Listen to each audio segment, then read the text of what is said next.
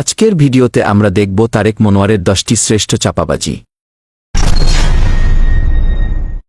আপনি দেখেন পৃথিবীর এখন মডেল হলেন জনাব ট্রাম্প। তিনার কথা হাদিসে এসেছে, বিশ্বনবী সাল্লাল্লাহু আলাইহি ওয়াসাল্লাম বলেছেন তিনি আমেরিকা শাসন করবেন। তারাম, এটা আরবিতে হলো তারাম। তিনার পরিবার সিরিয়া থেকে আমেরিকাতে সেটেল হয়েছেন। ডোনাল্ড ট্রাম্প, তিনার বাসাতে গিয়েছি আমি। আমি ভালো ভালো টিচারের অনেক পুরস্কার আছে আমার, অক্সফোর্ডের, যে সেই ইউনিভার্সিটি না, আমার দেশের লোকের কাছে আমি বলতেই পারি, অক্সফোর্ড ইউনিভার্সিটি 3বার পাইছি ভালো টিচারের পুরস্কার, 3বার, আলহামদুলিল্লাহ। তো এখন থাকলে বোধহয় গোটা 20 হইতো। আমার প্রথম জীবনে আমি মনে হয় যে অনেক মুরব্বী হয়েছি, প্রথম জীবন বলছি এই জন্য, ইংল্যান্ডে যখন 1990 সালে আমি ইমামতি শুরু করি, তো একটা ছেলে আসছে আমার কাছে পড়তে, তোতলা ইংলিশ ছেলে, তো এসে বলতেছে কি করবে, ওটা করার আগেই তো তার অবস্থা খারাপ, টয়লেটে যাবে। আমি বলছি alright, you go, you don't have to take the permission, অনুমতি নেওয়ার দরকার নাই, তুই চলে যাবি, কারণ অনুমতি নিতে নিতে তো তোর চলে যাবে। আমি এই ছেলেকে আর রহমান মুখস্থ করালাম, আর রহমান ছেলে মুখস্থ করলো, ছেলের জিব্বার তোতলামি শেষ, এখন ওই ছেলে ব্যারিস্টার। আমার জীবনে অনেক অভিজ্ঞতা, আমি 1 ফুদি 2.5 লাখ টাকা নিয়েছি, বেশি নেই, আজকে গোমর ফাঁস করে দিয়ে দেয়। এক ছেলের ছেলে হয় না, বাচ্চা হয় না, 10 বছর বিয়ের হয়ে গেছে। তো আমি কোরআন শরীফের অনেকগুলো আয়াত আছে যেটা সাইয়েদনা ইব্রাহিম আলাইহিস সালাম পড়েছেন, হাবলি সালেহান হাবলি যুররিয়াতান তাইয়্যিবাতান, এইগুলো পড়ে পানিতে ফু দিলাম, ওই পানি খাওয়ার পরেই ওর কনসিভ করেছে। 2 বছর পরে দেখা 2 বাচ্চার বাপ, 2 হাতে 2 বাচ্চা। আল্লাহ আর হাদিয়া কই? কয় চাচা আপনি তো কিছু বলেন না, আল্লাহ হাদিয়া দেন, হলে ফোয়া মরে দেবে,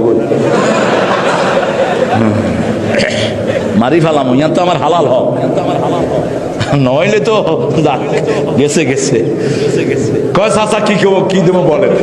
আরে তোর তৌফিক আছে তাই দিস, তবে 2 ফোয়া তো 1.25 লাখ করি, 2.5 লাখ দিলে ভালো হইবে। খান আপনি, পরে বুখারী হাদিস দেখে আরো খুশি হইলাম। এরপরে ঠিক করছি, এরপরে ফোয়া যদি পয়সা আর 10 লাখ চাই। আপনি রংপুর দিনাজপুরে গেলে দেখবেন বাপে খায়া মারে দেয়, মা খায়া বড় ছেলে লাইন ধরে বিড়ি খায় একসাথে। আমি অনেক আগে একবার গিয়েছিলাম রংপুরে ছাত্র জীবনে, দেখি যে হায় হায়, কয় হারে দে, তুই খাইছ বাপ, হারে দে এবার। তাহলে কিরে বাপরে তুই কি করে কয়? আমি ওর কলার ধরে ফেললাম, আরে তুই বাপারে তুই করে গেল, কিছু না হবে যে বাবা, ছেড়ে দাও ছেড়ে দাও, আর কিছু না হবে। এটা তাদের কিছু না, ওরা 7-8 জনে বসে বিড়ি খাচ্ছে, তোমরা একটা বিড়ি ফ্যামিলি, ওরা খুব খুশি হয়েছে। কালকে একটা ফোন এসেছে হঠাৎ করে, আমি কিশোরগঞ্জ থেকে ঢাকা ফিরছি, রাতে ফোন এসেছে আমার খাদেমের কাছে যে আমার ভাই 30 বছর বয়স, ব্রেনে টিউমার হয়েছে, অপারেশন হয়েছে, টিউমার থেকে ক্যান্সার ছড়িয়ে পড়েছে, অপারেশনে পরে শরীর ভালো হচ্ছে না। আমার এক খালা আপনার কথা বলেছেন, তিনার ছেলের ক্যান্সার ভালো হয়ে গেছে, আপনার ফুয়ে, তিনি বলেছেন আপনার কাছে একটু ফোন নেওয়ার জন্য। আমি বললাম পানি নিয়ে আসো আর অলিভ অয়েল নিয়ে আসো। আজকে সকালে আসার আগে ফু দিয়ে আসছে, আজকে প্লেনে আসতে পারি নাই, কুয়াশা ছিল, প্লেনে আসতে গেলে আজকের প্রোগ্রাম হইতো না, দিনেরটাও হইতো না। ফুটবল ইংল্যান্ডে গিয়ে লিগে খেলেছে 1990, অত্যন্ত কম বয়স, পয়সা দিয়ে নিয়ে যেত খেলার জন্য, ভালো ইনকাম, শেষে পড়ে দেখি যে পুরোটাই হারাম। ব্রিটিশ একজন মডেলকে আমি কালেমা পড়ালাম, ব্রিটিশ মডেল ছিলেন তিনি, 60 দশকে তার চেয়ে সুন্দরী মডেল কেউ ছিল না, সুজান উইন্টার, অত্যন্ত লেবোরিয়াস ফ্যামিলির মহিলা, লেমুজিন নিয়ে এসছে আমার মসজিদে আমার সাথে দেখা করতে। তখন আমি ব্রাইটন ইসলামিক সেন্টারের খতিব, 90 সাল। আপনাদের লঞ্চে উঠলে দেখা যায় মোর লগে টাসমি আর নিবে না, মোর লগে টাসকি মারো না। কত সুন্দর শব্দ এই টাসকি শব্দ, ফেরেশতারা বুঝে কিনা আমার সন্দেহ।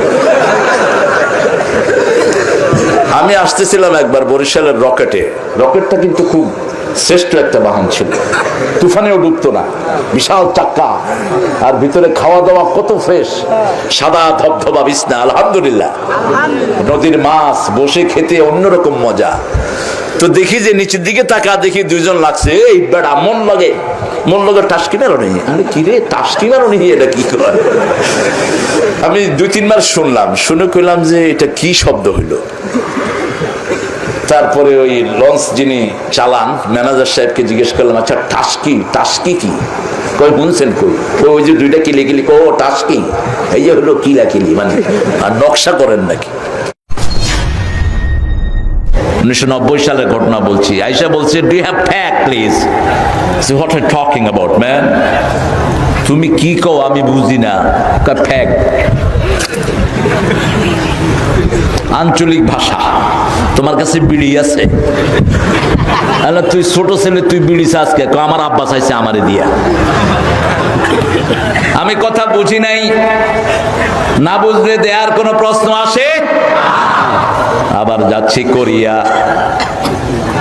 আমার পাশে বসলেন একজন যাত্রী, উনি শুধু আমারে এরম করতেছে। আমি এরম করি, উনি এরম করে, আমি এরম করি, হে এরম করে। এখন ওর কথা আমি বুঝি না, ও আমার কথা বোঝে না। আমি আমাকে পানি দিস।